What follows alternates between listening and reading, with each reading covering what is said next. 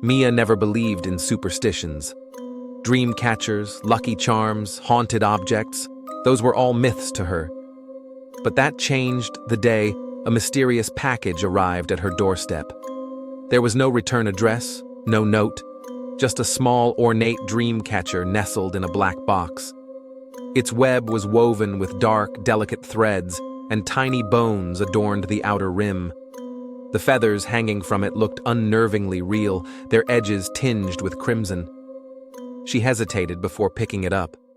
A chill ran down her spine, but she shrugged it off. It was just a dream catcher, probably a prank or a forgotten gift from a friend. She decided to hang it above her bed, believing it would simply be an unusual addition to her room. That night, Mia had the most vivid nightmare of her life. She was in a dark forest, surrounded by whispering voices that spoke in a language she didn't understand. The trees loomed tall and twisted, their branches stretching toward her like skeletal fingers. Then she saw them, shadows lurking behind the... In the center of the forest stood a figure cloaked in darkness, its glowing red eyes piercing through the night. A voice, deep and hollow, echoed in her mind. "You should not have taken it."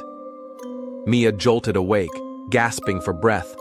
Her body was drenched in sweat, and her heart pounded in her chest. She turned to look at the dream catcher. It swayed slightly, though her windows were closed. Just a coincidence, she told herself. Just a dream. But the nightmares continued. Every night, they grew more terrifying. The figure in the forest got closer. She could hear its raspy breathing, feel its cold presence behind her. One night, she tried to run in the dream, but the entity reached out, grabbing her wrist with its skeletal hand. She woke up screaming and found a dark... Panicked, Mia decided to get rid of the dream catcher. She took it down, threw it into the trash bin outside, and even set fire to the remains. That night, she slept peacefully for the first time in days. But in the morning, it was back, hanging above her bed. Mia's screams echoed through the house. She grabbed the dream catcher, her hands trembling, and stuffed it into a drawer. Then she called her best friend, Daniel, who came over immediately. "This has to be a prank," she said, pacing the room. "I burned it, Daniel. I burned it."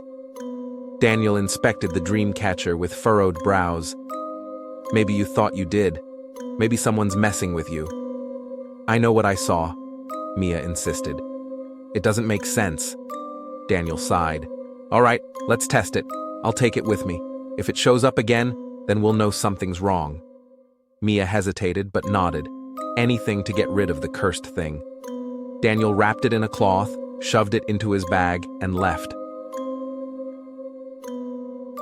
That night, Mia finally felt safe. Until 3 a.m. Her phone buzzed on the nightstand. Groggy, she reached for it and squinted at the screen. A message from Daniel. "Mia, help me." Her heart pounded. She sat up, fully awake now, and called him. No answer. Another message appeared. "It's in my room." Panic surged through her. Without thinking, she grabbed her keys and rushed to Daniel's apartment. When she arrived, his front door was slightly ajar. The lights inside flickered, casting eerie shadows on the walls. "Daniel?"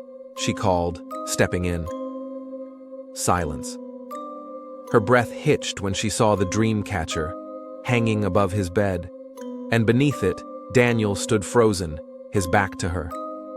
His body was unnaturally stiff, his arms hanging limply at his sides. "Daniel?" He turned. His eyes were wide with terror, his pupils dilated.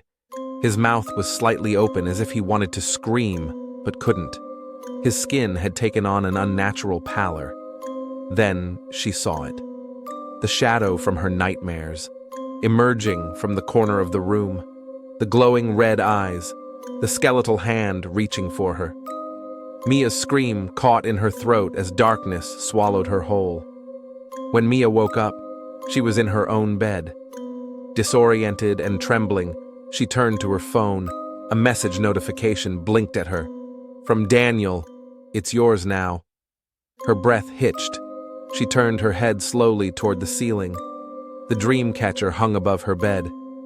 waiting.